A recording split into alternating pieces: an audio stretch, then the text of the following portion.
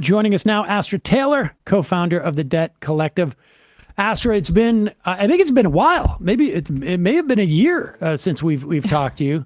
And we are all basically waiting right now for the Supreme Court to make a decision on the Biden administration's authority under the HEROES Act, and that's important to say, as to whether they can forgive any student debt. And I guess one of the other things we're waiting to hear about is the standing of the plaintiffs. But let's put that aside for a moment.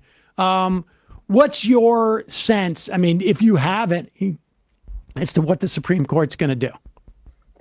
I mean, I have no faith in the Supreme Court. I think the Supreme Court is a corrupt and illegitimate institution at this point. I mean, they've occasionally surprised us, and there are issues with the case related to the standing question. So I think that's really key. I just want to say I so appreciate how you frame this question.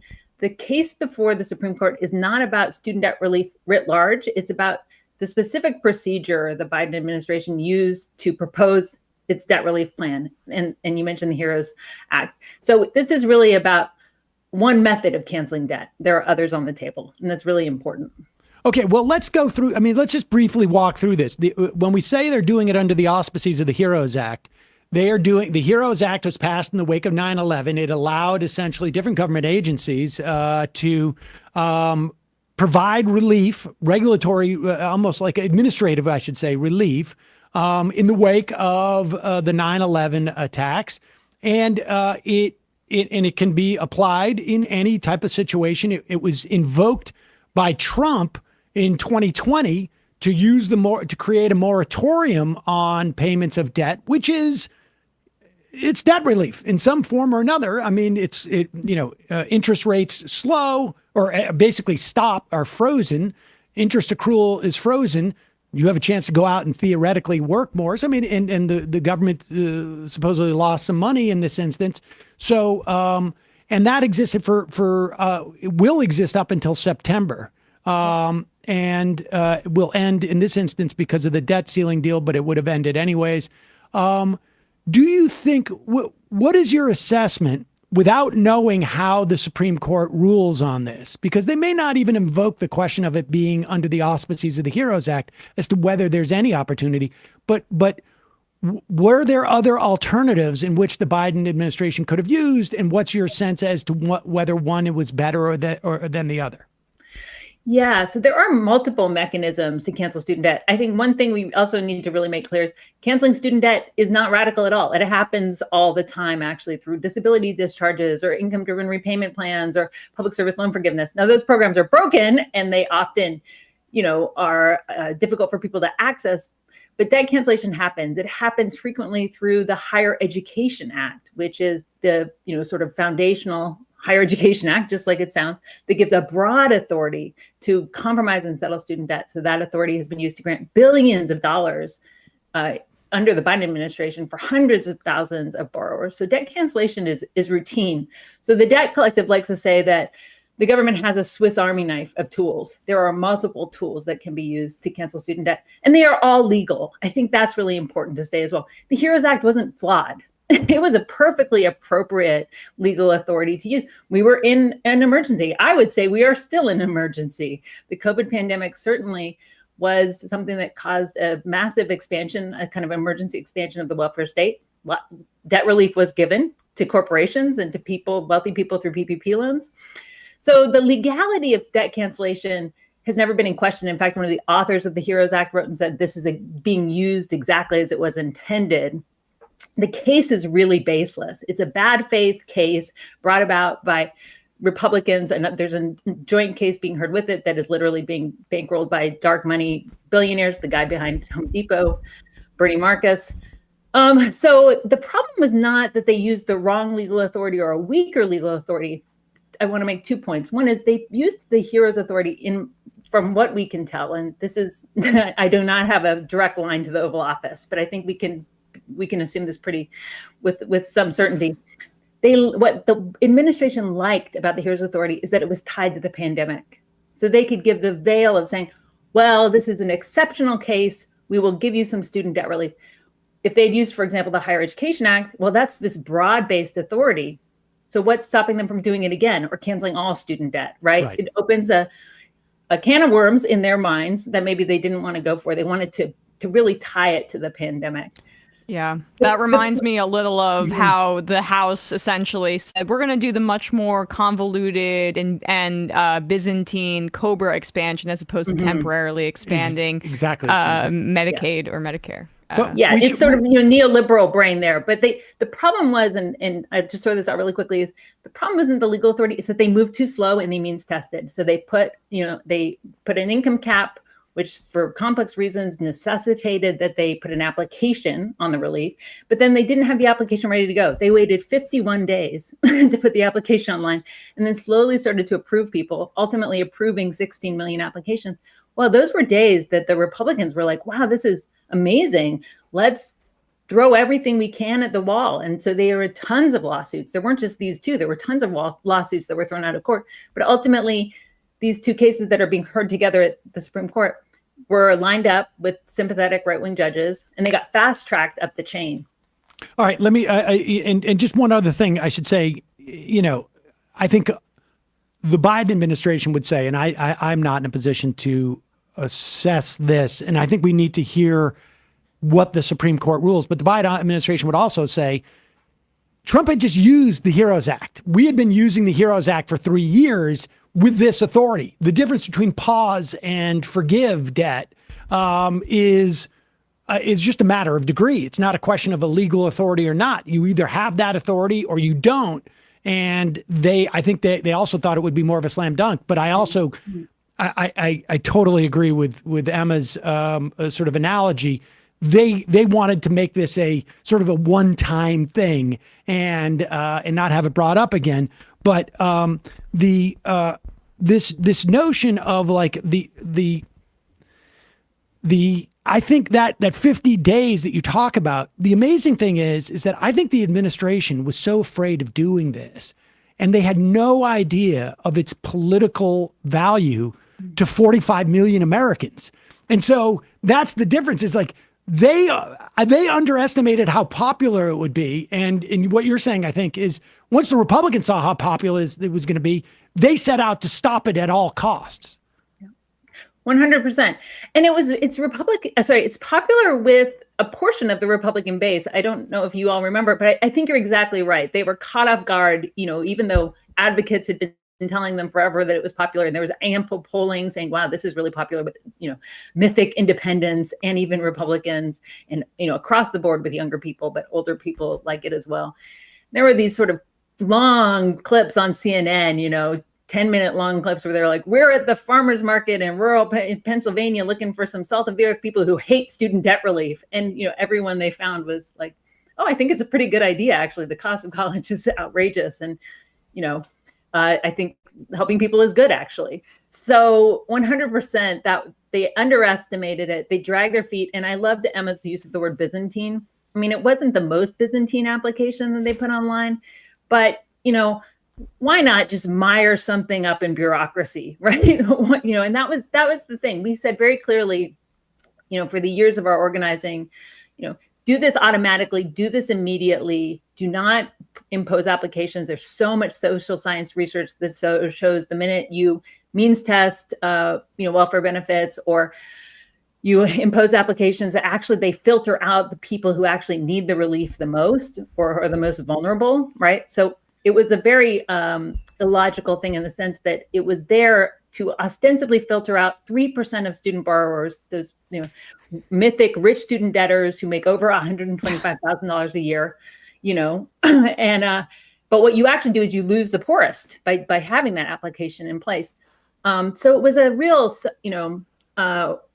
it was really cutting off their own nose to spite the face. What is the phrase? Well, it's also from a cost perspective. From a cost perspective, at best, it's a wash. It could have even been a loss to impose the means test to filter out such a small portion of people who would supersede it. The savings that you're going to get for not, providing $10,000 worth of relief, because almost definitely, not quite. I mean, it's conceivable you could have gotten a Pell Grant and be within that 3% as well.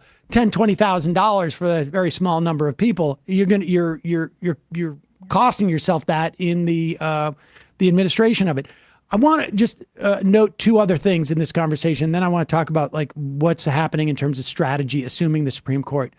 There were two Congress contemplated in the American Rescue Act the idea that debt relief would not be considered taxable benefit, which is an indication, it seems to me, that Congress specifically was okay with the exercise and assumed the authority existed. Otherwise, why would you include that provision? It would be silly.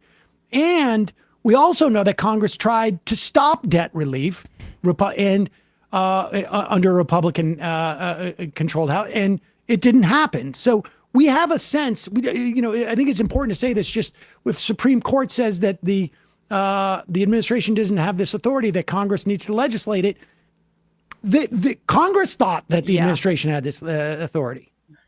Really well said. I mean, so one of the there's many things that are really wrong with this case. So one is the way it was fast tracked up the chain. So there was never any discovery or fact finding. So when we think about lawsuits and court cases, right, we imagine people debating the evidence, or even bringing the evidence out. None of that happened in this case. The claims that were made by the plaintiffs, which are BS, were never checked before getting to the Supreme Court, and the Supreme Court doesn't do that sort of stuff. So that's really that's one thing that is clear. The other thing is it has to do. They're invoking something called the major questions doctrine, which is like basically, can the president do things, or should it that involve major questions? And it's sort of one of these. It's a made up doctrine. A doctrine sort of dignifies it. But I think your point is spot on, which is, so Congress passed the Higher Education Act. Congress passed the HEROES Act. Congress, as you exactly said, it didn't just contemplate putting this provision to ensure that debt relief isn't taxable. It's in there, right? We are in a window. I think it's 5 years. Somebody should fact check me on that. I think it's 2025 is my understanding. End of 2025. Yep. Yeah. So from 2025 years, where you get federal debt relief and it's not taxed as income. And so, this is the thing. Congress has weighed this, and you're exactly right. They did. There was a kind of showy attempt by Republicans to pass a bill, and it did pass in both houses with some Democrat support, trying to claw back relief and block this program, and actually impose, to try to, in theory, claw back some of the relief people have already been given. So Congress has been pretty clear on this, right? That they think that relief is a legitimate thing, and that's why this court case is baseless and in bad faith and bogus, and why I think, many other people agree with me that the executive branch is fully within its rights to use one of the other legal authorities it possesses should the justices strike down this iteration of debt relief. Your organization, Debt Collective, I know, is working with, you don't have access to the White House, but you do have access, I imagine, to some offices in Capitol Hill. Ayanna Pressley was asked a couple of weeks ago up in Boston about whether she and Elizabeth Warren sent a memo to Biden back, I think it was in 2021 or 2020, calling on him to use the Education Act from 65 as the basis of debt relief. And she was asked to confirm that.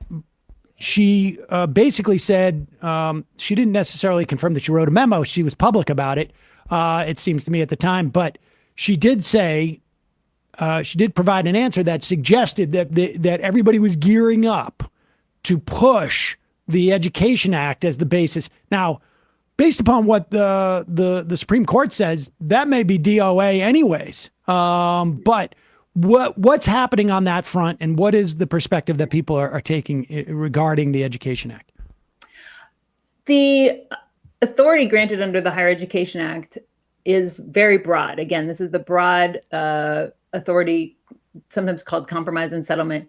And it is also routinely used, as I said. So, this isn't a secret thing. Chuck Schumer and Elizabeth Warren were very loud about pushing the president to do an executive order and cancel student debt using the HEA, the Higher Education Act, back in 2000. And this is something that the Debt Collective has been pushing for as well. And I do want to they were calling for $50,000, if I remember correctly. Yes, right. Which I think was a strategic mistake. They should have been calling to cancel it all, because that's right. the moral and the economically sound thing to do. But absolutely. So, this has already been on the table. And I think it's important to say that actually the Supreme Court recently said using the HEA to cancel debt was fine, because there was a case where for-profit debtors who had been organizing originally with the Debt Collective. This was a fight that we started back during the Obama administration. The Obama administration did something similar to what the Biden administration did. Instead of granting broad-scale relief, they put an application up, made people apply one by one. There was a trickle of relief, then 4 years with Betsy DeVos at the Department of Education. So finally, the Biden administration has been canceling large amounts of debt using this authority. And then it was challenged in courts, and and the Supreme Court actually ruled and let it stand using this authority, the Higher Education Act. So, I don't have a crystal ball. I don't know what they're going to say about that authority in the case that we're waiting on.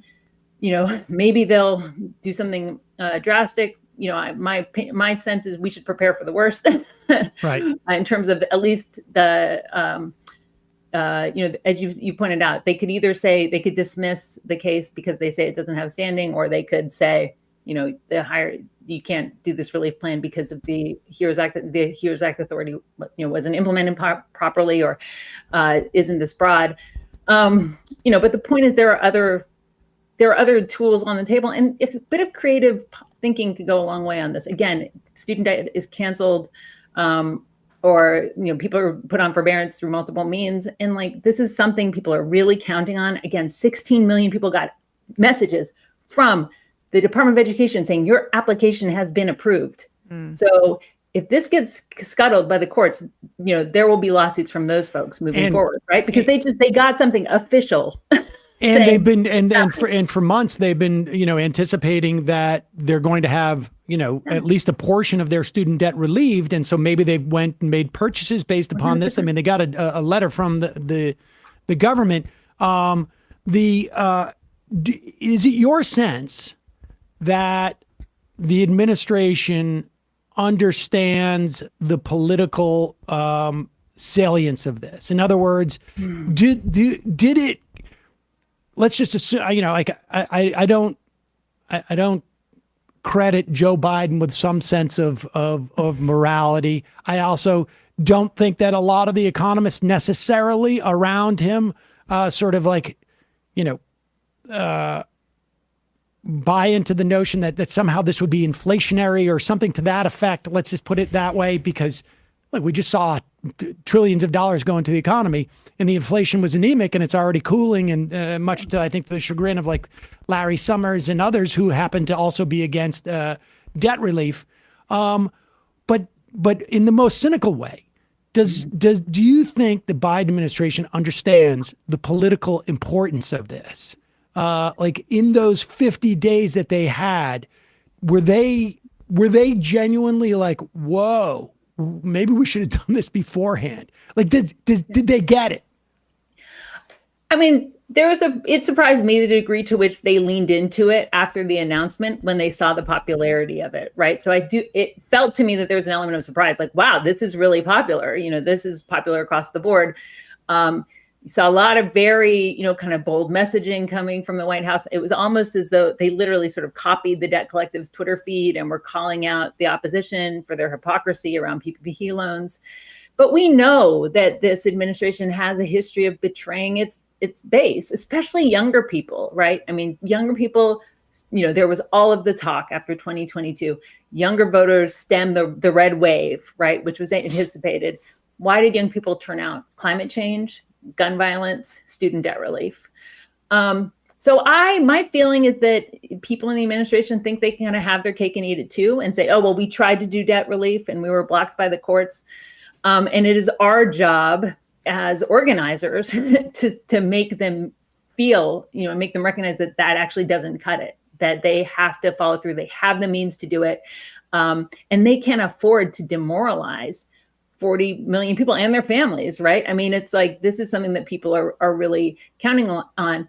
One thing I will say is, there are some people who, in the response I often get, where people are like, you see, they lied. They never wanted to do this. I don't think it's that simple. I think there are some, the administration is made up of different people. Some folks are really committed to this. I think there were lots of skeptics who had in the administration as well. But to me, I'm like, of course, Joe Biden didn't want to do this. Look at his history. Look at his track record. He was one of the architects of the student lending program. We've had to fight him every step of the way, just like we had to fight the Obama administration and fight the Trump administration. And we just need to keep fighting and pushing for this. We've made tremendous progress. Obviously, the Supreme Court is, a serious adversary, but debtors cannot give up. And, we will keep organizing. There are all sorts of options, policy options on the table. And ultimately, we're fighting for a world where education is a right and is free for everybody who wants to do it. And you don't need a college degree to get a decent, dignified, well-paying job. That's the horizon we're working towards. Debt collective is just one step on the way towards that. What can debt relief? what can folks do? I mean, in the wake of, I mean, I agree with you. Like the idea, yeah. I think it's their strategy often to sort of blame the court. I mean, the problem with that strategy, it seems to me, is that they're not doing anything. They're not sounding the alarm about the court in a way that sort of like, it measure is. They don't have the muscles to do that. Well, it's they like if you're gonna blame the court for doing these horrendous things, you should be out there talking about court reform, and you're not doing that. And so it's sort of like, I mean, that's the problem they have with even making that case politically. And Democrats have been very poor about, sort of making the case about courts for odd and fun, for forever. So, I mean, I don't think that's going to cut it. Jeannie Thomas, the Washington Post revealed that she, through her nonprofit, actually hosted an event by one of the principals of the Job Creators Network, which is this Bernie Marcus funded, right-wing front group that is behind the lawsuit that's out of Texas trying to block student debt relief. I mean, there's so much corruption on the table that's just being left there that, they could be leaning into. They could do a hearing on that. They did one day, Dick Durbin, one day of Clarence Thomas hearings. Okay, wash my hands of that and we're out. But I mean, that kind of corruption's quotidian with these guys. What can folks do in the event that the Supreme Court, even in the event that the Supreme Court dismisses the case or finds that there was authority under the HEROES Act? I mean, what? Well, let me ask it that way. If they leave the program untouched and allow for this to go through, what's the next step? Let's take the positive step, and then we'll take maybe the negative scenario. Well, I actually think the step is the same, which is that people need to get organized around their economic and democratic interests, right? And so we always knew that this relief proposal of $10,000 to $20,000 of relief, again, through an application so that not everybody who's eligible is going to get it, is inadequate. It's yet another stepping stone. So, even if the Supreme Court, grants us this gift from on high of letting this program live, people need to get organized and ensure relief actually gets to people swiftly, and that we keep fighting for more, that we build on this to get to the sort of root of the problem, which is the way higher education is financed, which is, financed through student loans instead of directly funded through public money. And I think that's a really important fight right now, as we're seeing these attacks on public education at every level, and so that is really critical. And if it goes poorly, debtors need to get organized. The Debt Collective is organizing a strike. There will be calls. There are calls actually every Thursday for the next couple of weeks that are student debtor strategy sessions. We will have another legal strategy unveiled soon that people can participate in, that I'm quite optimistic about. We will have to keep organizing, and that's just the reality of it. And a lot of people will say this is proof we need to vote harder. Voting's easy. Voting takes a few minutes. Sometimes it does take hours if you're in a state where they're trying to, disenfranchise you. But it's really, that our energy needs to be building power at the base so that we can keep pushing these issues forward, because not that long ago, this was a laughable concept, the idea that the government would be granting debt relief. So we have to keep building. That's just the fact. We have to do the work. We will put a link to the Debt Collective in our podcast and YouTube descriptions. You have all sorts of resources there for folks they can check out and see how they can get involved in organizing and pushing this. Astra Taylor, thanks so much for your time today. Really appreciate it. Thanks for having me. Thanks.